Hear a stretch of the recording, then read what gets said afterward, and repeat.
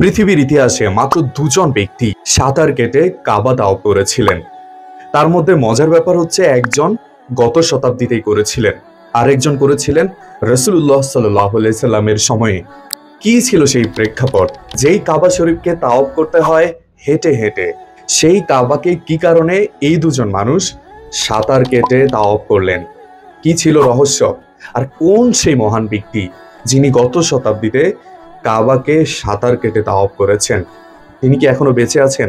এই ভিডিওটি ডেডিকেট করছি সেই মহান ব্যক্তিকে যিনি গত শতাব্দীতে কাবাকে সাঁতার কেটে তাওয়াফ করেছিলেন। আজ থেকে ৮৪ বছর আগে ১৯৪১ সালে পৃথিবীর ইতিহাসে একজন ব্যক্তি এক বিস্ময়কর ঘটনার জন্ম দিয়েছিলেন। ইয়েমেনের বাসিন্দা আলী আল আলওয়াদি যে কাজটি করেছিলেন তা যথারীতি বিস্ময়কর, তা যথারীতি একটি রেকর্ড যা পৃথিবীর ইতিহাসে তার আগে মাত্র একজন ব্যক্তি করেছিলেন। তিনি ছিলেন রাসূলুল্লাহর সাহাবী আব্দুল্লাহ ইবনে জুবাইর। এই আলী ছিলেন আধুনিক যুগের একমাত্র ব্যক্তি যিনি এই কাজটি করেছিলেন, আর কাজটি হচ্ছে কাবাগর সাঁতার কেটে তাওয়াফ। মূলত সে বছর আরবে ভয়াবহ বন্যার কারণে কাবাগরে পানি উঠে গিয়েছিল। ঠিক সেই সময়ে এই ব্যক্তি সাহস করে প্রথমবারের মতো কাবাগর সাঁতার কেটে তাওয়াফ করেন।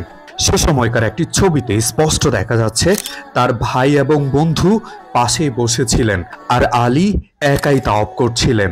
কাবার ইতিহাসের ঐতিহাসিক দলিল অনুযায়ী এই দুজন ব্যক্তি কাবাকে সাঁতার কেটে তাওয়াফ করেছেন। একজন হচ্ছেন খোদ রাসূলুল্লাহর সাহাবী আব্দুল্লাহ ইবনে জুবাইর, আরেকজন হচ্ছেন ইয়েমেনের বাসিন্দা আলী আল আলওয়াদি, যিনি ২০১৫ সালে মৃত্যুবরণ করেন। আল্লাহ তাকে জান্নাত দান করুন।